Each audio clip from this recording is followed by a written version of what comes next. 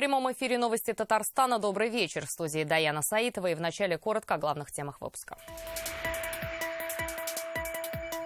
Первомайские митинги. Дорогие друзья, сегодня мы с вами выступаем за простые вещи. Чего хотят современные рабочие, узнал Дмитрий Аринин. Паводковая аномалия или дело рук человека? Они там плохо сделали, дамы. Поэтому у меня снесло все. Почему дома в деревне Шали остались под водой? В ситуации разбиралась Альбина Минибаева. Мир, труд, шашлык. Возьми тушитель из машины. Все, вода рядом. О отдыхе казанцев вопреки противопожарному режиму расскажет Алина Бережная. Сезон открыт. Одежда должна максимально закрывать открытые части тела. Как обезопасить себя от укусов клеща, узнавала Анна Городнова. Мир, труд, май. Вся страна сегодня отмечает праздник весны и труда. Татарстанцев с Первомаем поздравил президент республики. Рустам Минниханов выложил в своем инстаграме праздничный ролик. В клипе представлены многие сферы труда: сельское хозяйство, программирование, строительство, машиностроение, нефтяная промышленность, медицина и другие.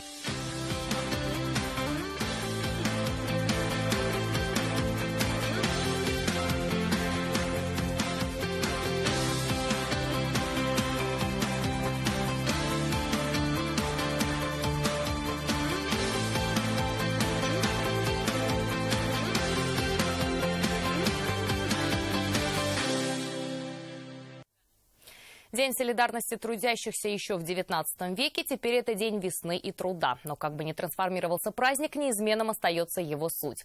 Это день, когда тысячи рабочих выходят на митинги, демонстрации и шествия. В Казани профсоюзы и партии, в Челнах гоночные КАМАЗы и многотысячная демонстрация. В Альметьевске полевая кухня и праздничный забег. Какие лозунги у современных трудящихся, узнал Дмитрий Аринин.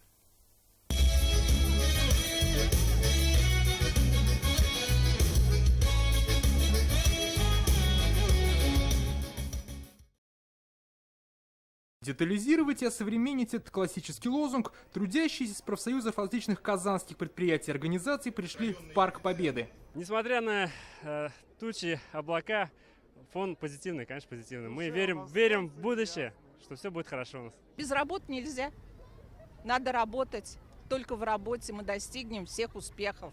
Важная проблема – это то, что после университета очень трудно куда-то устроиться, потому что всем нужны специалисты с опытом работы. Современным рабочим нужна работа. Будет работа, будет повышаться зарплата, будет улучшаться и жизненные условия всяческие. Все праздничные призывы со сцены свели в простые истины. И главное, чтобы человек, который работает, не был бы бедным.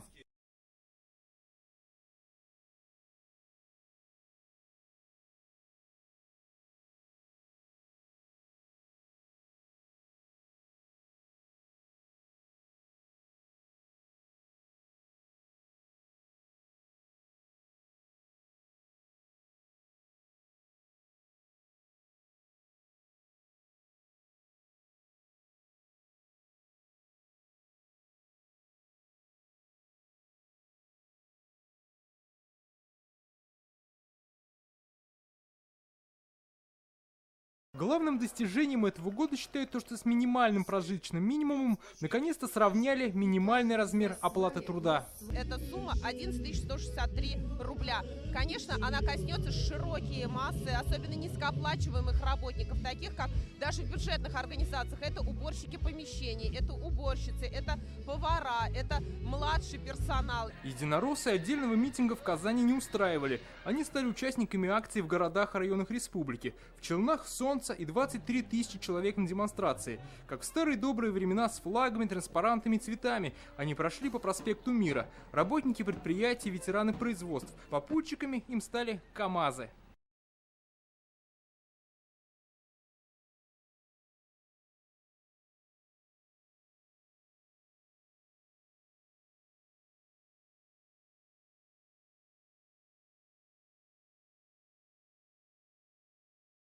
На свои митинги сегодня собрались политические партии. Местом встречи КПРФ стал памятник Мулануру Вахитову в Казани. Здесь в современном звучании вспоминали идеи Маркса, Энгельса и Ленина.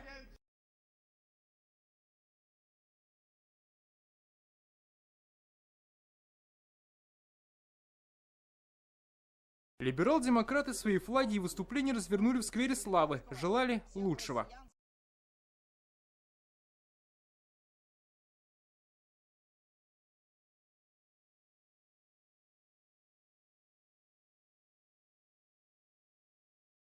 На том же месте, но чуть позже, слово взяли справедливоросы, говорили о женской доле. К сожалению, наше российское общество устроено так, что женщина борется за свои права, хотя по закону нам положено равноправие. В Альметьевске на 1 мая решили потрудиться. В городе посадили аллею Яблони Победы. Свою полувековую историю продолжила легкоатлетическая эстафета. На центральной площади устроили полевую кухню и концерт. Митинги сегодня прошли в десятках городах республики. Как подсчитали, в них приняли участие более 30 тысяч человек. Дмитрий Аринин, Ренат Сафин, ТНВ, Казань.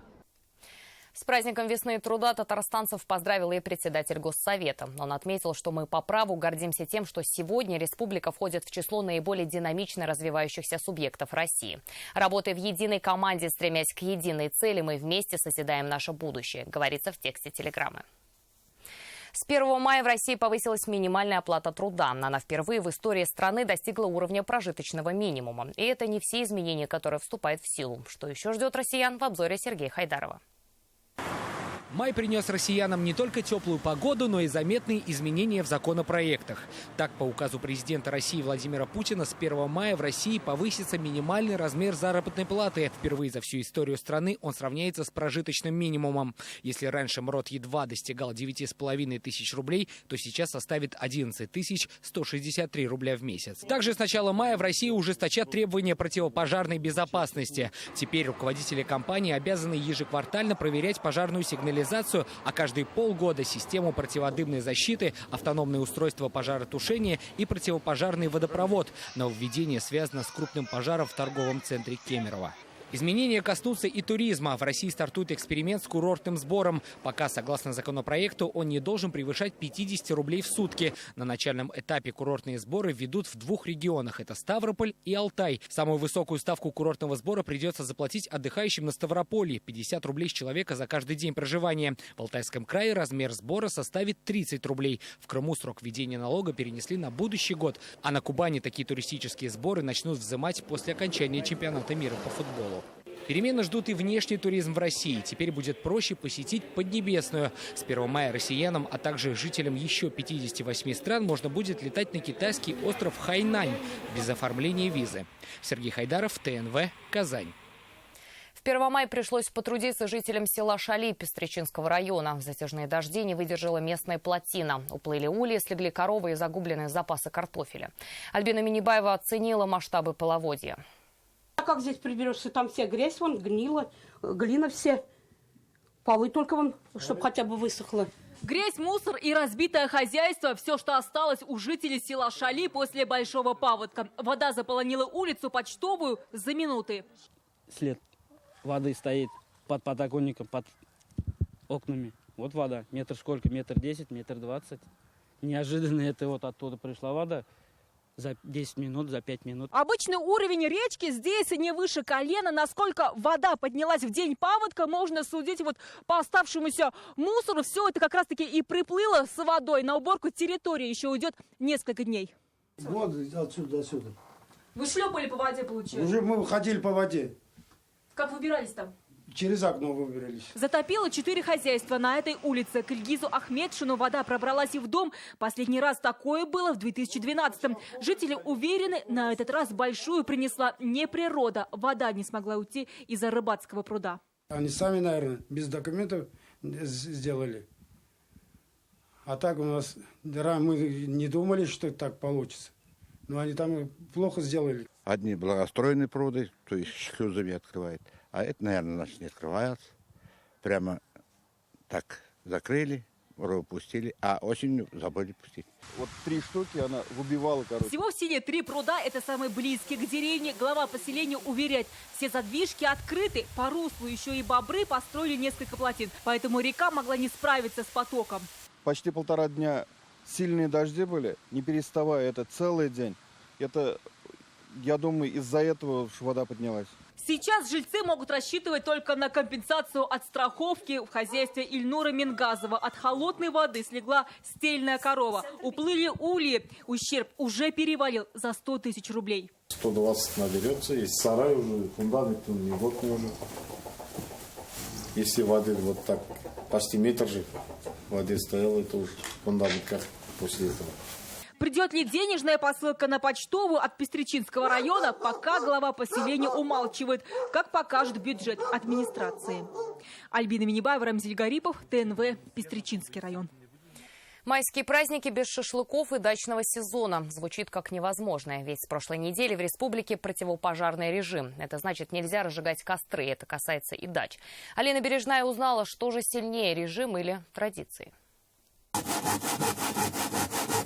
Разбирают сарай, убирают мусор, рыхлят грядки. Традиционно семья Николаевых 1 мая открывает дачный сезон. Вместо шашлыков и гуляний работа на земле. О противопожарном режиме знают. Сухостой не сжигают, собирают на перегнивание. Во-первых, нет разрешения, а во-вторых, мы никогда не сжигаем листву. Никогда мы все складываем. Мы только сжигаем осенью.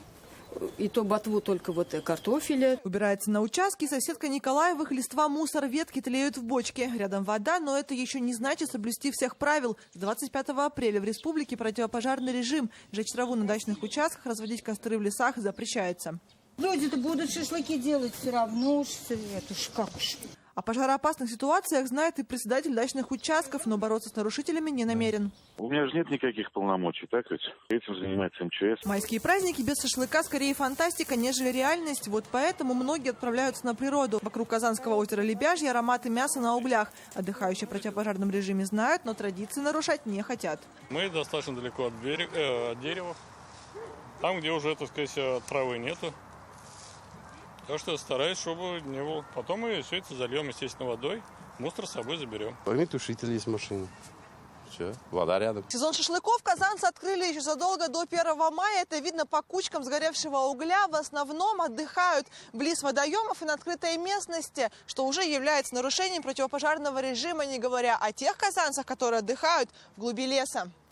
Отсюда я вас хочу, чтобы вы здесь ничего не снимали, и вас здесь видеть нежелательно. Мы пришли с семьей отдыхать, все, до свидания. Без шашлыка отмечать майские можно, это доказывает другая половина отдыхающих.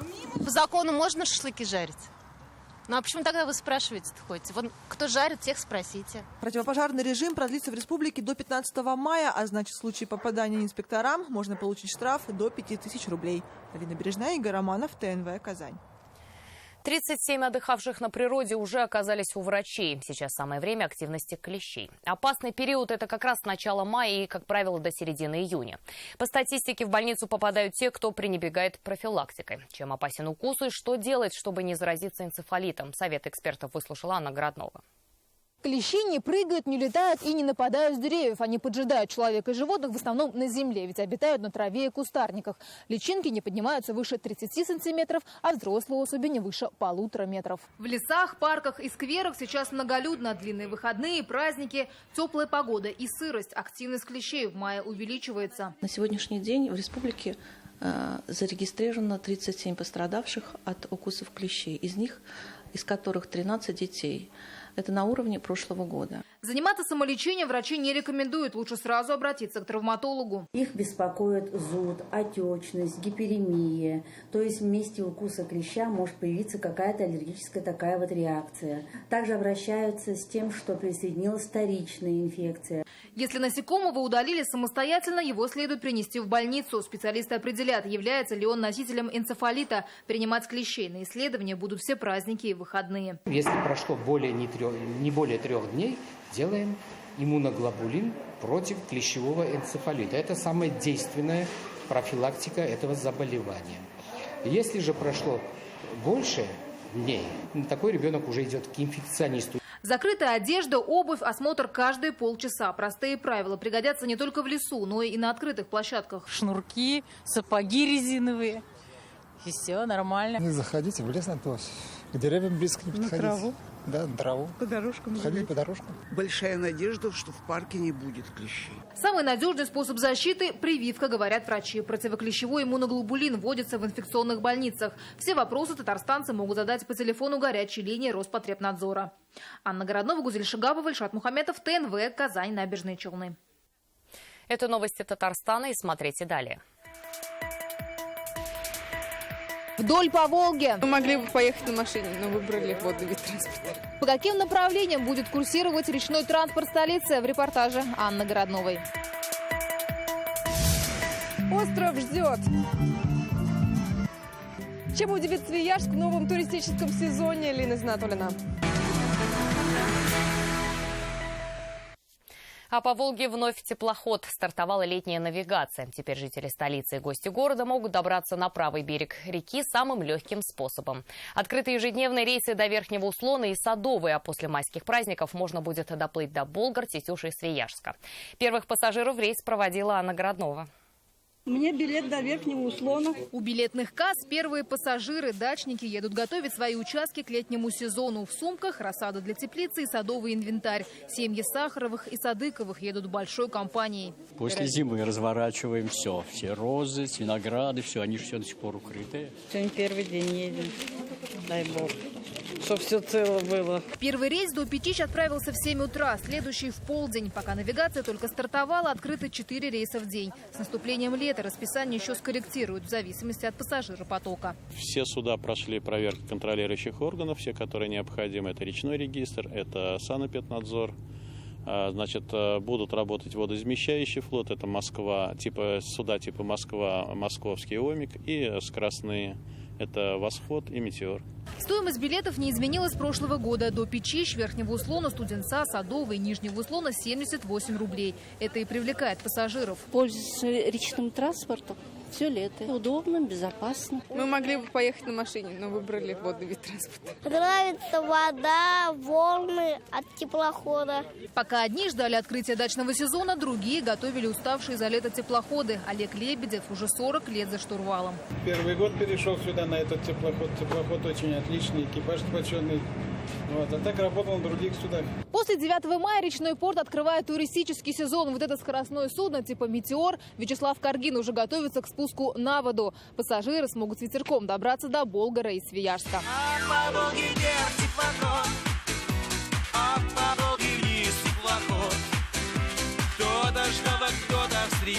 Анна Городнова, Амир Залюшев, ТНВ, Казань. Начало навигации, уже первые происшествия на воде. Теплоход с несколькими баржами столкнулся с опорой автомобильного моста через Волгу. Судно следовало из Нижегородской области в Пермский край. В момент столкновения на борту судна находились 12 человек. Никто из людей не пострадал, но вот на борту баржи образовалась вмятина. Пока причины происшествия выясняются. И к другим темам. Остров Град туристам рад. В Свияжске официально открылся летний туристический сезон. Но уже сегодня фолк-концерт, шашлыки и хоровод. За 2017-й остров посетили почти 500 тысяч туристов со всей России и других стран. Ждут ли здесь гостей чемпионата мира по футболу? Чем готовы удивить Лина Зинатуллина?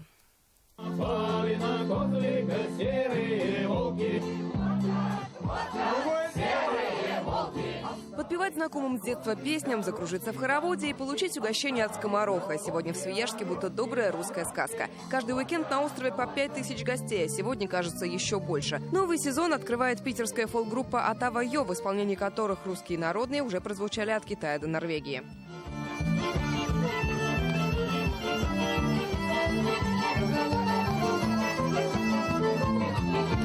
Шумные праздники, величественные пейзажи, православные святыни. Как 3 реки, окружившие остров, в Свияжске слилось все, чтобы зацепить каждого попавшего сюда. Это особенность национальности, культуры, кухня, пейзаж. Определенно здесь есть что сфотографировать, но это такое уникальное сочетание достаточно. Особенно мне нравится, что здесь есть, я так понимаю, частные участки. То, что Волга, у нас тоже Волга, этим нас не удивишь. А стариной, да, так сказать, Волгоград у нас ничего не осталось, он был разрушен во время войны. А здесь, благодаря усилиям людей, вообще все сохранилось, восстановилось. Уникальная Троицкая церковь без гвоздей, величественная Каменный собор всех скорбящих радость, церковное искусство на улицах и в музеях. Выставка произведений конца 19-го, начала 20 века до 19 августа в Музее истории Свияжска. Иконы Рериха, Нестерова, хоругви, облачения священнослужителей и многое другое. А примерно к середине сезона откроется и уникальный для России музей археологии дерева. Строительные все работы уже завершены. Сейчас идет наполнение экспозиции предметами. Там наши посетители, попадая внутрь искусственного холма, могут увидеть раскоп, который именно на этом месте был предпринят, и увидеть те остатки зданий деревянных, которые обнаружены именно на этом месте. Богат сезон и на события. Уже в мае ночь в музее, 12 июня хоровой фестиваль «Музыка веры», в конце июля театральная лаборатория «Свияжская артель» и, конечно, сентябрьская «Свияжская уха». Совсем скоро поездки в Свияжск станут еще приятнее, ведь наслаждаться живописными видами можно будет не только на острове, но и по пути. В ближайшие 10 дней откроется речное сообщение. За 2 часа туристов доставят из Казани на речной вокзал в месте слияния Волги и Свияги. Лина Анатольевна, Данил Филатов, ТНВ, Свияжск. В республике свой экватор отмечает экологический двухмесячник. Он стартовал с началом апреля. Его символом стал лебедь, который очищал озеро Нижний Кабан от мусора в прошлом году. Как поживает птица-санитар и кто гостит у белокрылой, узнал Салават Мухаммадуллин. Он только успевает лакомиться и позировать на фотографиях. Как паломники, казанцы и туристы идут увидеть и скорее покормить лебедя-санитара. Теперь это обязательная остановка и маршруте экскурсоводов. Птица стала одним из символов Казани. Именно это видео принесло лебедю всемирную популярность. Соцсети, телеканалы и даже инстаграм американской телеведущей сделали из лебедя-санитара селебрити. Казанцы до сих пор гадают, что заставило птицу начать генеральную уборку на озере. Потому что ему не хотелось жить в грязи. Как-то, что его могло сейчас подвигнуть? Наверное, так. К прекрасному. Почему человек все так загрязнил? Вот в этом вопрос, конечно. Что лебедям потом за нами убирать приходится. Вытаскивал пакеты, эти полиэтиленовые бутылочки на берег. Собственный дом в центре столицы на берегу Казанки. Его хозяин известный уже во всей России. Вон тот лебедь.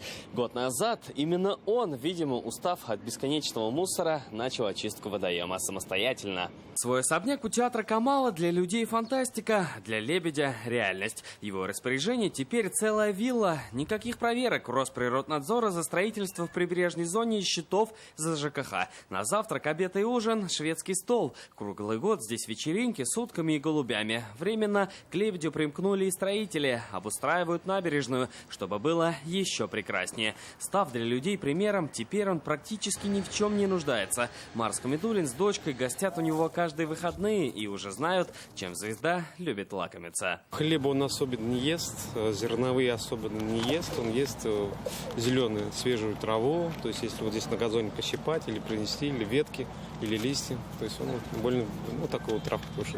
В этом году лебедь вновь стал главным санитаром республики и символом эковесны. И кто знает, может в будущем Нижний Кабан получит второе название. Например, Лебединое озеро. Ведь именно благодаря птице люди стали чуточку внимательнее к природе вокруг. Салават Мухаммадуллин, Марат Саидгараев, ТНВ, Казань. И вновь о 1 мая. Своеобразно, учитывая древние традиции, отметили праздник в районах республики. Здесь дети ранним утром пошли по дворам, читали стихи, а в награду получали сладости и крашеные яйца, как символ пробуждающейся весны. Свои фото они активно загружали в соцсети, чтобы похвастаться корзинками с праздничными угощениями.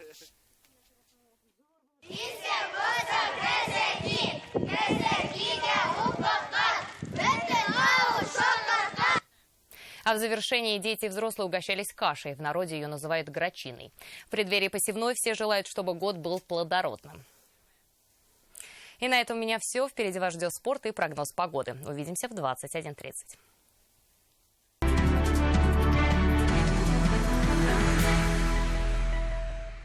Добрый вечер. Время новостей спорт на ТНВ, в студии Алмаз Гафиятов. Футбольный сезон в России подходит к своему завершению. «Локомотив» пока не смог досрочно завоевать титул чемпиона, уступив на выезде Краснодару. А игроки «Рубин» Продолжаем тему. Тур Кубка чемпионата мира по футболу ФИФА выходит на финишную прямую. Сегодня трофей возвращается в Россию. Здесь он побывает в оставшихся 9 городах, в том числе и в Казани 17 мая. Таким образом, нынешний тур Кубка по стороне организатору турнира станет самым длинным в истории. Возвращение символа чемпионата мира в Россию знаменует собой начало последнего этапа подготовки. Старт футбольного мундиаля состоится через 45 дней.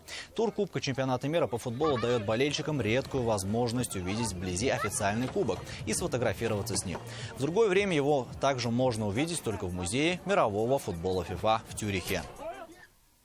И к другим темам. От Арска до Кырлая на родине Габдуллы Тукая прошел ежегодный марафон, открывающий весенний спортивный сезон. Порядка 100 участников пробежали 24 километра. Среди тех, кто вышел на старт, были ученики школ районов и ветераны спорта. Зима ушла, и все участники лыжных марафонов перешли на бег. На старт марафона выходят все. Нет ограничений по возрасту и выигранным титулам. Если имеется возможность по здоровью пробежать 24 километра, то вперед.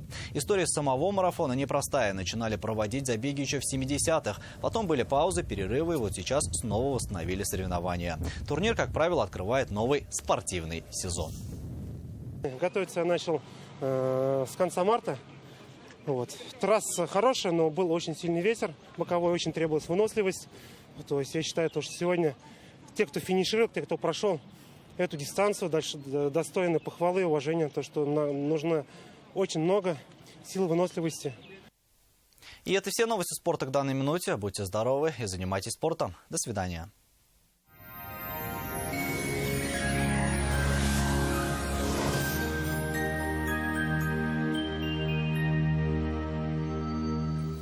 Здравствуйте! Вы смотрите прогноз погоды на ТНВ. Спонсор выпуска – изготовитель корпусной мебели на заказ «Данил Мастер». Вам нужен шкаф-купе? Качественный, недорогой по вашим размерам? «Данил Мастер» исполнит ваше желание.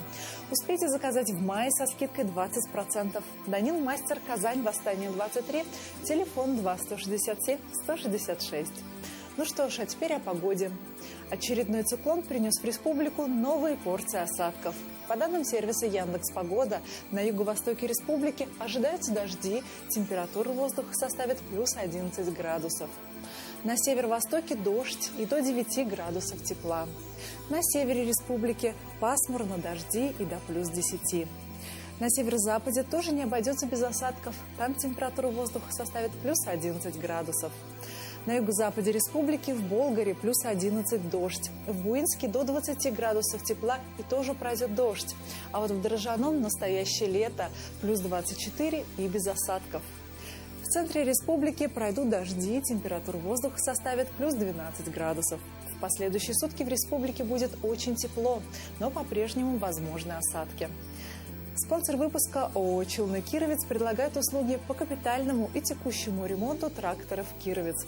Производит продажу тракторов К-700, К-701 и запасных частей к ним. На предприятии «Челны Кировец» полностью переберут ваш трактор, заменят износившиеся узлы и агрегаты. Предприятие «Челны Кировец» легендарному трактору вторую жизнь. Катаракта? Пора забыть о ней навсегда. Только сейчас. Лечение катаракты за 37 тысяч рублей. Клиника «Третий глаз». 273 17 17. Старейшая частная офтальмологическая клиника «Третий глаз» приглашает всех желающих для проведения всесторонней диагностики и необходимого лечения с использованием новейших моделей офтальмологического оборудования. Вам всегда рады помочь. Адрес Казани – Спортивная, 3. В Казани в предстоящие сутки ожидается дождь до 13 градусов тепла. Ветер восточный, слабый. Атмосферное давление составит 757 миллиметров ртутного столба. Влажность воздуха 81%. Магнитное поле Земли спокойное. На этом наш выпуск завершен. В студии была Маргарита Павлушина. До свидания.